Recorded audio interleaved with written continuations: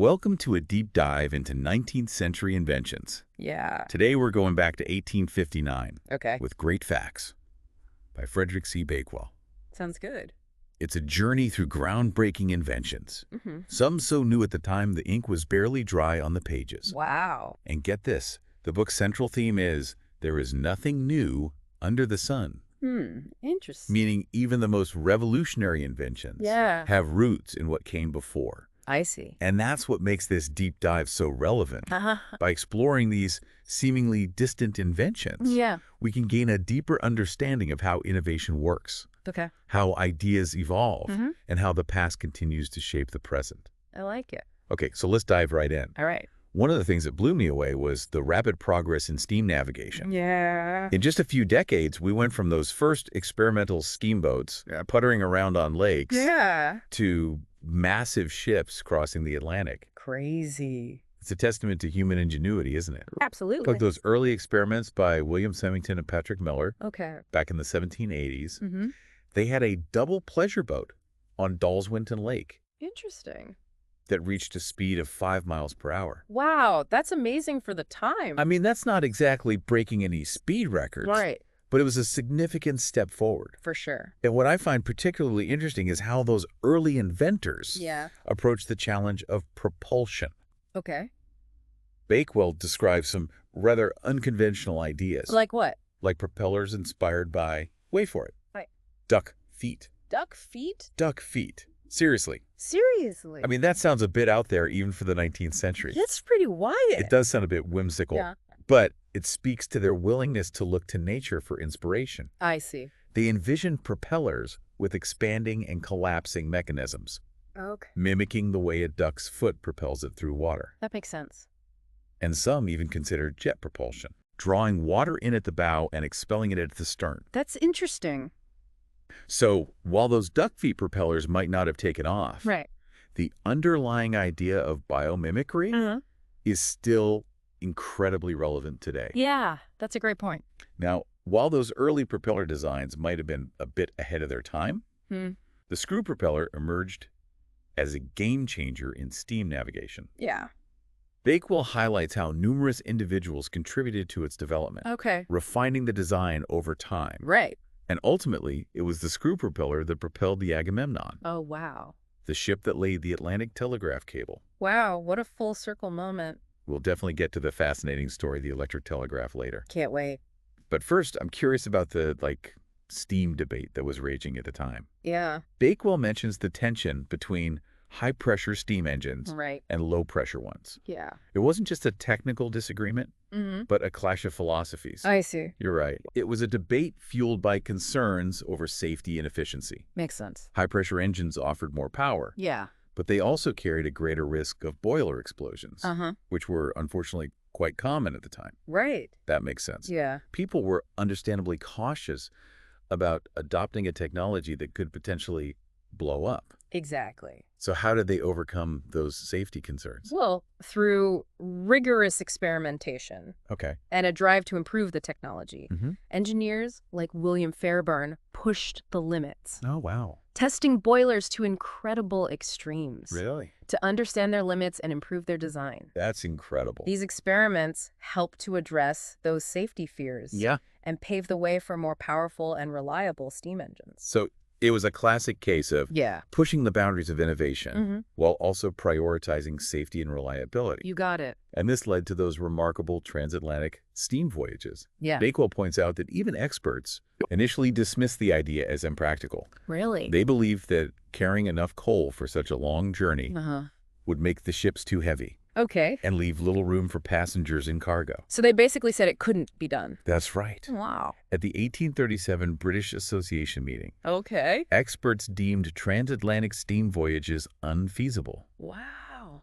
But just a few months later, the Sirius and the Great Western proved them wrong. No way. Both successfully crossing the Atlantic. That's amazing. It's a great reminder to never underestimate human ingenuity and determination. Totally. What initially seems impossible can quickly become reality when brilliant minds come together to solve a problem. I agree. And that's precisely what happened with transatlantic steam voyages. Yeah. Those initial successes led to rapid advancements in steamship technology. Soon, regular 11-day trips from New York to Liverpool became possible. Wow. An incredible feat for the time. Voyages to India and Australia also became a reality. That's cool. Though the challenge of coaling those massive ships remained a significant hurdle. Yeah, that makes sense. Speaking of coaling challenges, yes, it brings us to the ambitious Great Eastern. Okay. A ship so massive, it was designed to carry enough coal for a round trip to Australia. Wow, that's huge. Ah, yes. The Great Eastern. Amazing. The brainchild of the legendary engineer Isambard Kingdom Brunel. Oh, yeah, I've heard of him. It was truly a marvel of engineering, a testament to human ambition and the desire to overcome limitations. I see. At 675 feet long. Wow. It dwarfed any other ship at the time. That's crazy. It's hard to even fathom the scale of that ship. I know, right? It could carry 6,000 tons of cargo. Wow. And was intended to accommodate 2,000 passengers. That's impressive. So why didn't it achieve the success it was designed for? Well, the Great Eastern, while a technological marvel, ultimately faced practical and financial obstacles. The sheer cost of launching and maintaining such a massive vessel proved too much for the company that built it. I see. It's a reminder that even the most brilliant inventions can be limited by economic realities. It's a lesson that's still relevant today, isn't it? For sure. Sometimes a great idea might be ahead of its time. And the infrastructure or resources just aren't there to support it. That's true. But let's step back from those massive ships for a moment. Okay. And explore something a bit closer to home. Yeah. Those steam carriages for common roads that you mentioned earlier. Oh, right. Yes. Yeah. That's something I'm particularly curious about. It sounds like something straight out of a science fiction novel. Okay. Steam-powered vehicles chugging along the roads in the early 19th century. I know, it's wild. It might sound far-fetched. Yeah. But it's a testament to how long ago people were experimenting with steam-powered transportation. It's pretty amazing. William Murdoch, an Okay. engineer who worked with the legendary James Watt, built a working model of a steam carriage all the way back in 1784. That's incredible. So what did this early steam carriage look like? Was it some clunky steam-spewing contraption? Surprisingly, no. Right. Bakewell describes it as remarkably modern-looking, Wow. even by today's standards. Oh, cool. It was a small model, of course, using a spirit lamp for fuel. Oh. But the ingenious part was its oscillating cylinder design, a precursor to engines that were later used in steamships. That's fascinating. Yeah. So they were already thinking about efficiency and compact design, even in those early days. Exactly. And a few decades later, in 1804, Richard Trevithick and Andrew Vivian built a full-sized working steam locomotive. Interesting. Hold on. A locomotive on rails in 1804? Yeah. I thought railways came much later. That's a common misconception. Oh, really? Bakewell explains that railways have a surprisingly long history, dating back over 200 years before steam locomotives. Wow, that's interesting. Early railways were used in coal mines, often made of wood, and designed mainly for downhill transport. Makes sense. Stationary steam engines were used to haul wagons up inclines, even after locomotives emerged. So it's a classic example of how technologies evolve gradually, step by step over long periods. Yeah, exactly. It's not always about sudden breakthroughs, but rather a continuous process of refinement and adaptation. I agree. Now, going back to those steam carriages for common roads, while there were successful demonstrations, they faced significant challenges. Road conditions at the time were often terrible, making it difficult for these heavy vehicles to travel efficiently. That makes sense. And public perception was another hurdle. I can imagine. Yeah, I can imagine people being terrified of these noisy, smoke-belching machines rumbling down the road. Exactly. Bakewell mentioned an interesting case involving Colonel Nasseroni's steam carriage, which operated in London in 1831. Interesting. It was actually quite advanced for its time, capable of carrying 16 passengers. Wow. And turning within a remarkably small radius. That's impressive. But despite its capabilities, the carriage was plagued by frequent breakdowns and repairs. So reliability was a major issue. And I'm guessing public acceptance was also a factor. Definitely. It's funny how some things never change right. Even today, we see similar challenges with the adoption of electric vehicles. We have the technology.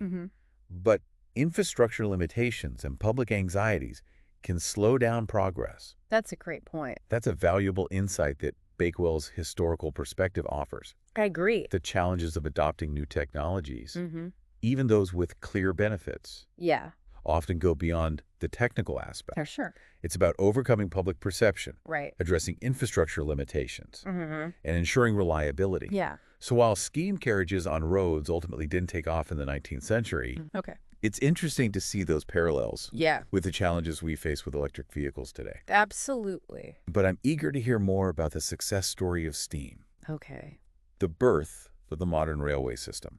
Great. Bakewell describes how a journey from London to Liverpool, which used to take a grueling 24 hours by coach, Wow. could suddenly be done in just 6 hours by train. That's a huge difference. It was a true revolution in transportation, Absolutely. shrinking distances and connecting people in ways that were unimaginable just a few decades earlier. I can imagine. And what's particularly striking Yeah.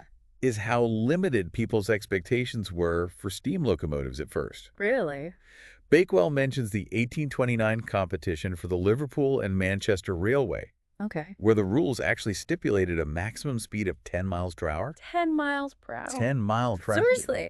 They thought that was the limit. That's hilarious. It seems almost comical now. I know, right? Considering the speeds trains can achieve today, Yeah. there's another requirement. Right. It's quite amusing from our modern perspective. What's that? The engines had to consume their own smoke. What? Clearly, they were still grappling with the environmental and aesthetic impact of these new machines. Interesting. It's amazing how our priorities and perceptions have shifted over time. Yeah. Can you imagine that being a requirement in a modern engineering competition? It would be unthinkable. But it highlights how our understanding of technology's impact on the environment and society has evolved. For sure. So they underestimated the potential of steam locomotives, to say the least. Clearly. I know George Stephenson's rocket blew those expectations out of the water. Oh, yeah. The rocket. Absolutely. The rocket was a game changer, For sure. exceeding everyone's expectations for speed and efficiency.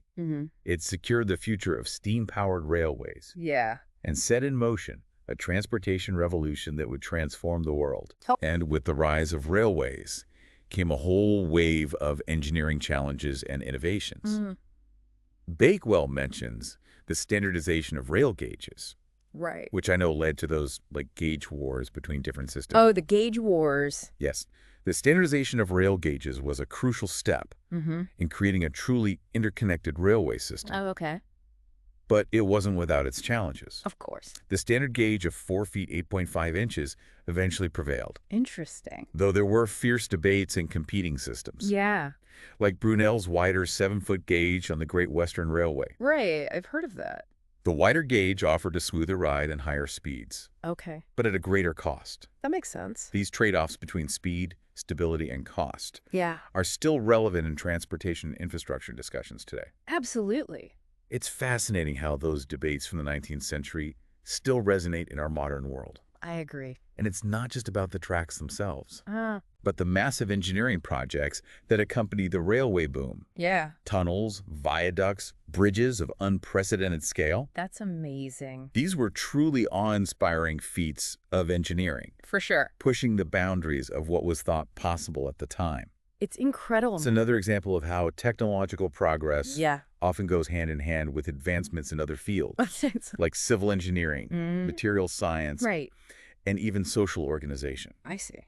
It's a reminder that innovation rarely happens in isolation. I agree. Now, before we get too caught up in the world of steam and steel, Okay. let's shift gears and explore something that might seem almost magical All right. from the perspective of earlier times: What's that?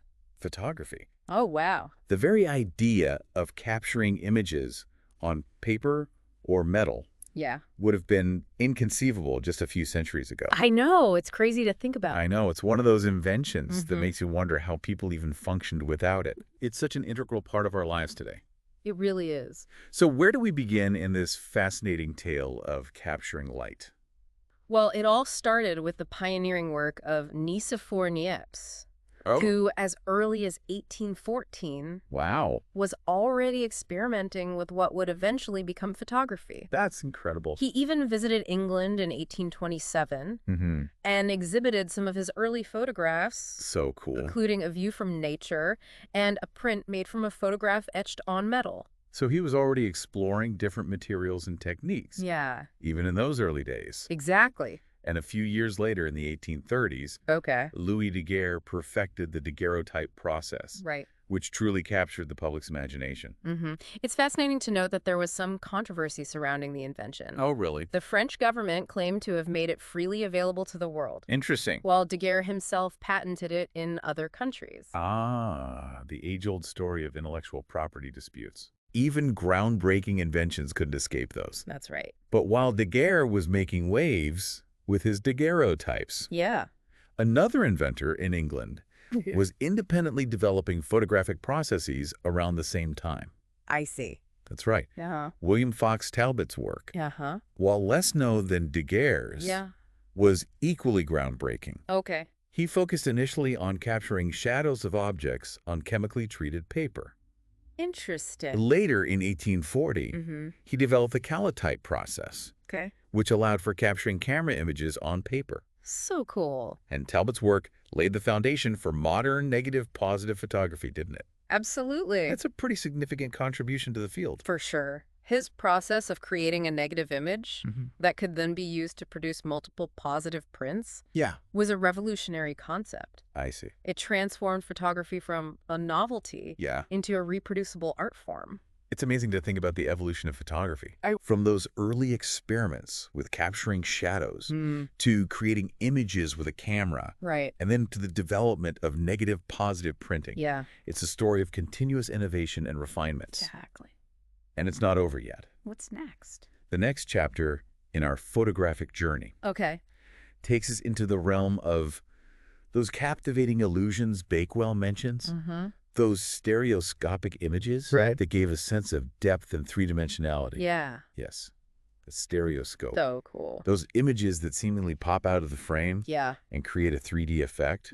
It sounds like something straight out of a science fiction movie. I know, right? But it was actually invented in the mid-19th century. It's incredible. It's a testament to the ingenuity of that era. Absolutely. The stereoscope, invented by Sir David Brewster in 1849, works by using two slightly different images of the same scene, one for each eye. When viewed through the stereoscope, these images merge to create the illusion of depth. It's amazing. It's like those old Viewmaster toys, right? Exactly. You look through the viewer, and suddenly the flat image comes to life in 3D. That's right. A pretty amazing effect, even by today's standards. It really is. And Brewster was fascinated by the stereoscope's potential for creating illusions. Including one that became known as Sir David Brewster's ghost. A ghost. A ghost. Now that's intriguing. I know, right? Tell me more. Well, I think we'll save that spooky tale for the next part of our deep dive.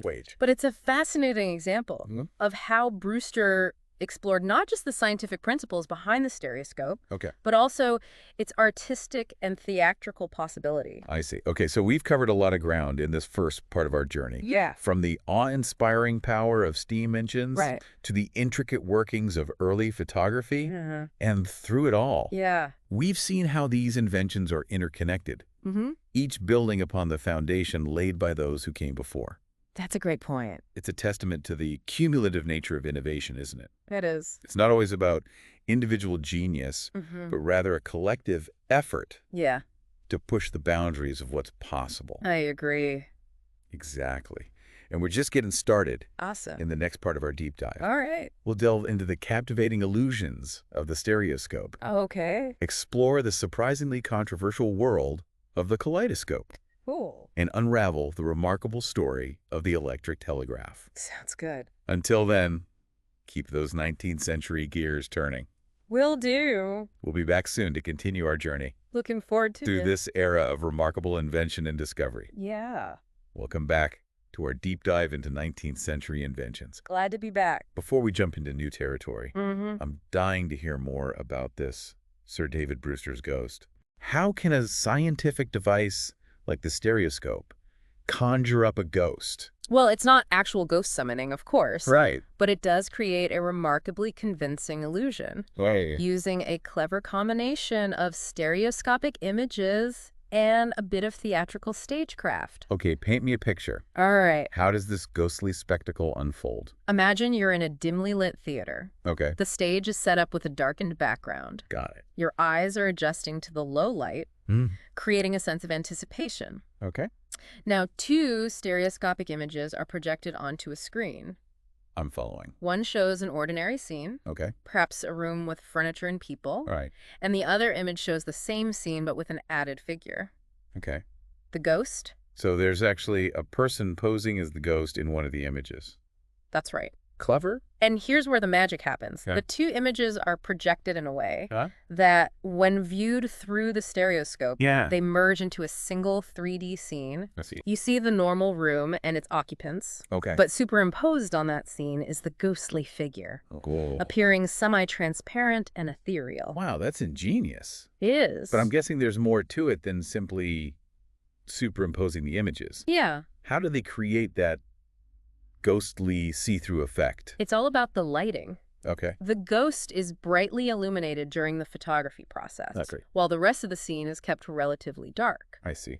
This difference in lighting intensities translates into a difference in brightness in the stereoscopic images. Okay. So when the images are combined, Yeah. the ghost appears much brighter than its surroundings, I see. giving it that eerie, translucent quality. So it's a clever interplay of optics, lighting, and stagecraft that makes this illusion so convincing. Exactly. And it's a testament to Brewster's understanding not only of the science behind the stereoscope, but also the power of visual perception and how our brains interpret depth and luminosity. Yeah. You got it.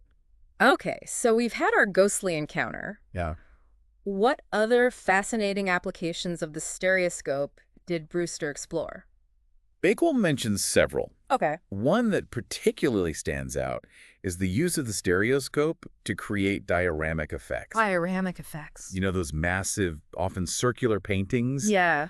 That create the illusion of being surrounded by a scene. Yeah, I've seen those. They're incredibly immersive. Right. But I don't quite see how the stereoscope, with its 2 small images, could replicate that expansive experience. Well, in this case, the stereoscope wasn't used to create a 3D effect. Okay. Instead, it was a tool to manipulate light and shadow to enhance the realism of the dioramas. Okay. The trick was to view the diorama through the stereoscope, first with reflected light, Okay. then with transmitted light. Reflected and transmitted light. Yes. Okay, I'm going to need a little more explanation on that one. Think of it this way. When you look at a painting in a gallery, you're seeing it with reflected light. Okay. The light bounces off the surface of the painting and into your eyes. Right. But if you were to shine a light from behind the painting, you'd be seeing it with transmitted light.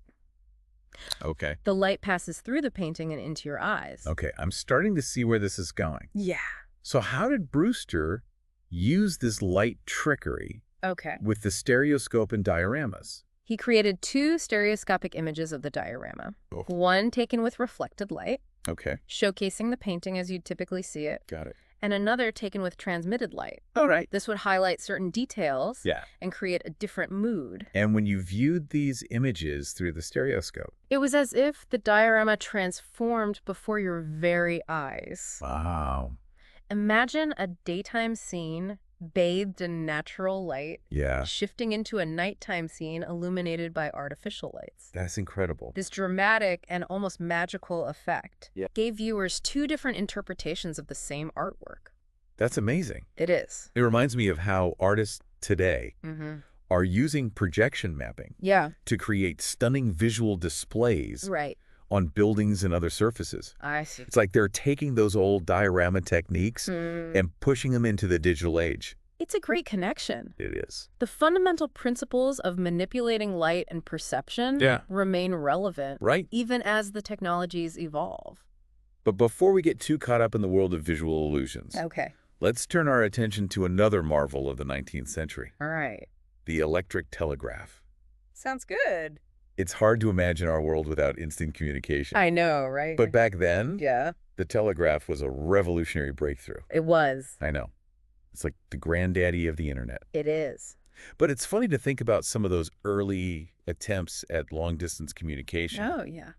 Bakewell mentions proposals for using smoke signals, exploding gunpowder. Wow. Even trained snails to carry messages. Trained snails? It seems like they were willing to try anything. Seriously? Those early ideas might seem amusing now, but they reflect the ingenuity and, frankly, the desperation of people trying to overcome the limitations of distance. Makes sense. They were grappling with the same fundamental challenge. Yeah. How to transmit information quickly and reliably over vast distances. It's a big challenge. Boy, they certainly weren't lacking in creativity. I guess not. So how did they eventually crack the code, so to speak, and make the electric telegraph a reality? It was a culmination of scientific discoveries and engineering ingenuity. Okay. We need to go back to the work of Hans Christian Ørsted and André-Marie Ampère, who in the early 1820s discovered the magnetic properties of electric currents. So they figured out that electricity could create magnetism. Right. But how did they turn that into a way to send messages? One of the earliest practical telegraph systems was developed by Baron Schilling in 1832. Interesting. It was a needle telegraph using magnetic needles that could be deflected to the right or left by electric currents. So by controlling the direction of the current, we could control the direction of the needle. Exactly. Creating a simple code. It's like a simple binary code. Right for one, left for zero. And by combining those signals, you could create an alphabet. Exactly. It was a brilliant insight. Yeah. And just a few years later, in 1837, Charles Wheatstone patented a 5-needle telegraph. A 5-needle telegraph. It built upon Schilling's design. Okay. It was incredibly efficient. All right. Capable of sending a wide range of signals. Okay. Using just 5 wires. 5 wires. Yeah. That still sounds like a logistical nightmare. It was. Imagine trying to string 5 wires across continents. That's where Samuel Morse enters the picture. His telegraph, also patented in 1837, simplified the process significantly. Ah, yes. Morse code. Exactly. Those iconic dots and dashes. Right. That have become synonymous with telegraphy. I know, it's so iconic. It's incredible how such a seemingly simple system could revolutionize the world. It's a testament to the power of elegant design. I agree. Morse's system was not only more efficient in terms of wiring, but also more intuitive and easier to learn than the needle telegraphs. And while there were still technical challenges to overcome, like insulating the wires to prevent signal leakage, the electric telegraph spread rapidly across the globe. It did. It's mind-boggling to think about the impact it must have had on everything. For sure. From business and politics to warfare and personal relationships. It's amazing. Imagine being able to communicate instantly with someone on the other side of the world. It was a paradigm shift in communication. News that once took weeks or months to travel could now be transmitted in minutes. Wow. Businesses could coordinate transactions across continents. Governments could communicate with their diplomats abroad in real time. So cool. And families separated by oceans could stay in touch more easily. It's truly remarkable. It is. And I think it's important to remember that the telegraph wasn't just a technological marvel. Right. It was a social and cultural force. Absolutely. That reshaped the world. Couldn't agree more. It's another example of how an invention doesn't exist in a vacuum. It interacts with society. Shaping and being shaped by the needs, desires, and values of the people who use it. Well said. And it's a reminder that the innovations of the past continue to influence our present and our future. For sure. Those dots and dashes of the telegraph pave the way for the digital communication we rely on today. Exactly. The telegraph might seem like a relic of the past, but it's a crucial link in the chain of technological evolution. It is. That has led us to the interconnected world we live in today. Okay, so we've explored the world of visual illusions with the stereoscope. Yes. And delved into the history of instant communication with the telegraph. It's been quite a journey. It has. What other 19th century marvels await us on this deep dive? Well, we could delve into the surprisingly fascinating world of paper-making machinery, those ingenious contraptions that made mass production of paper possible and paved the way for the explosion of cheap literature and newspapers. That's a good one. Or we could explore explore the evolution of printing machines. All right. From those early steam-powered presses to the high-speed behemoth that churned out thousands of newspapers per hour. Those both sound fascinating. They are. But I have to admit, I'm also curious about something a bit more whimsical. Okay. Those kaleidoscopes we touched on earlier. Right. They seem so simple compared to these other groundbreaking inventions. I know. But I have a feeling there's more to them than meets the eye. You're right. So let's step back from those massive machines. Okay. And intricate electrical contraptions for a moment. Sounds good. And explore the world of colorful patterns and unexpected optical delights. Lead the way! Welcome back to our deep dive into 19th century inventions. It's been quite a journey. It has. From those steam-powered ships to the magic of photography. Yeah, and even those kaleidoscopes. Right. But now, it's time to explore an invention that truly revolutionized communication and laid the groundwork for the interconnected world we live in today. Okay. The electric telegraph? The telegraph. It's hard to overstate the impact it had on society. I know, right? Suddenly, information could travel across vast distances at practically the speed of light. It's incredible. It transformed business, politics, warfare, and even personal relationships. It's like the granddaddy of instant communication. It is. All the technologies we rely on today. I can only imagine what it must have been like. Yeah. To experience that shift. Right. To go from waiting weeks or even months for news to receiving it almost instantaneously. It was a transformative moment in human history. And what I find fascinating is that the path to the electric telegraph wasn't a straight line. Really? There were numerous dead ends. Okay. Amusing detours. Like what? And even some outright bizarre ideas along the way. What kind of bizarre ideas? Bakewell mentions proposals. Yeah. For using smoke signals. Smoke signals. Exploding gunpowder. Wow. And even trained snails. Trained snails? To carry messages. Seriously? It seems like they were willing to try anything. I guess so. To overcome the limitations of distance. Yeah, those early ideas, while often impractical, demonstrate the ingenuity and, frankly, the desperation of people yearning for faster communication. It's like they knew it was possible. Yeah. But they just couldn't quite figure out how to do it. Yeah, they were grappling with a fundamental challenge. Right. How to transmit information quickly and reliably over vast distances. Exactly. It took a combination of scientific breakthroughs and persistent experimentation to finally crack the code, so to speak. So where did the breakthrough come from? Whoa. What was the key insight that led to the electric telegraph?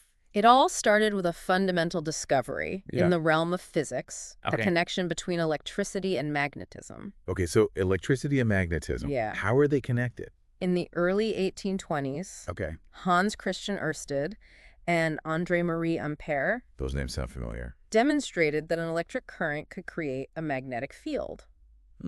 So they figured out that electricity could create magnetism. This laid the foundation for what we call electromagnetism. Electromagnetism. The key principle behind the telegraph. I see. So they discovered the principle. Yeah.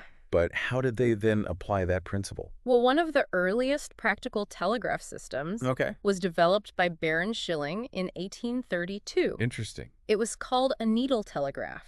A needle telegraph. Because it used magnetic needles that would deflect to the right or left when an electric current was passed through them. Oh, that makes sense. By controlling the direction of the current, you could control the direction of the needle. And use that to send messages. Exactly. Like a simple binary code. Right. Right for 1, left for 0. And by combining those signals, you could create an alphabet. Pretty clever. It was a brilliant insight. It was. And just a few years later, in 1837, Charles Wheatstone patented a 5-needle telegraph. A 5-needle telegraph. That expanded upon Schilling's design. So they were improving upon earlier designs. Exactly. Okay, so 5 needles. It was incredibly efficient. Allowed for a wider range of signals. Using just 5 wires. 5 wires. Yeah. That still seems like a logistical nightmare. It was a major challenge. Imagine trying to string 5 wires across continents. That's where Samuel Morse enters the picture. Okay, Samuel Morse. His telegraph, also patented in 1837. So the same year. Simplified the process significantly. How did he do that? By using a single wire A single wire. And a code of dots and dashes. Dots and dash. To represent letters and numbers. Yes. Morse code. Exactly. It's amazing how such a simple system could have such a profound impact on the world. I know. Those iconic dots and dashes, Great. synonymous with the telegraph. It's a testament to the power of elegant design. I agree. Morse's system was not only more efficient in terms of wiring. Right, because he got it down to a single wire. But also more intuitive and easier to learn than the needle telegraphs. So more user-friendly. Yeah. And while there were still technical challenges to overcome, of course, like insulating the wires to prevent signal leakage. That was a big one. The electric telegraph spread rapidly across the globe. Connecting continents. It's mind-boggling to think about the impact it must have had on everything. Right. From business and politics to warfare and personal relationships. I agree. Imagine being able to communicate instantly with someone. I know, right? On the other side of the world.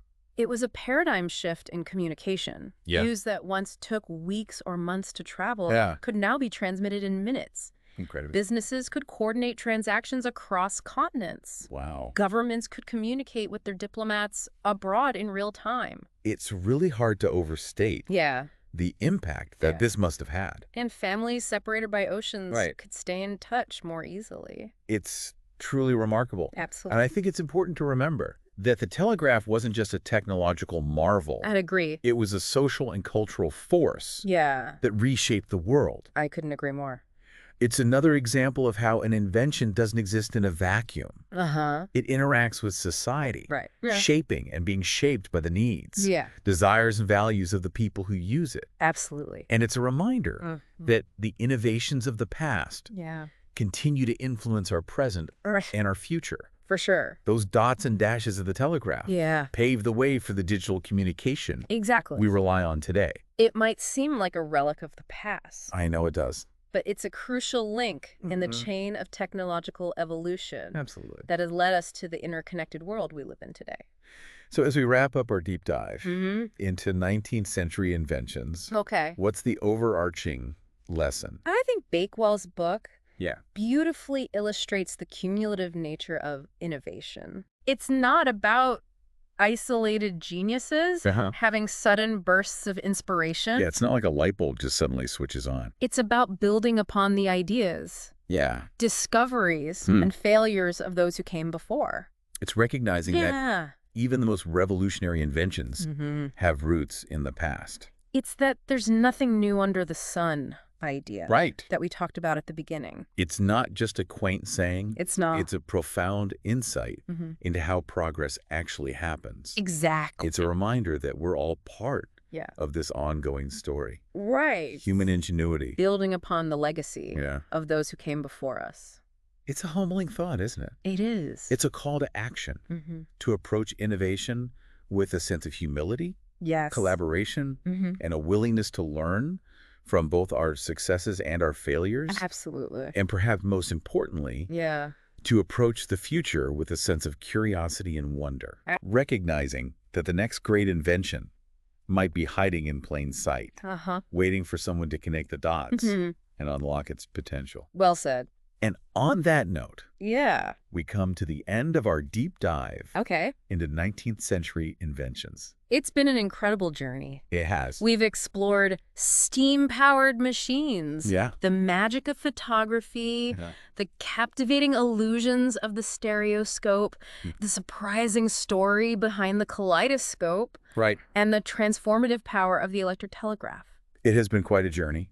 It has. I hope this has inspired you. To look at the world around you with a fresh perspective. To appreciate the ingenuity of those who came before us. And to embrace the endless possibilities of innovation. Until next time. Keep exploring. Keep questioning. And keep that spark of curiosity alive.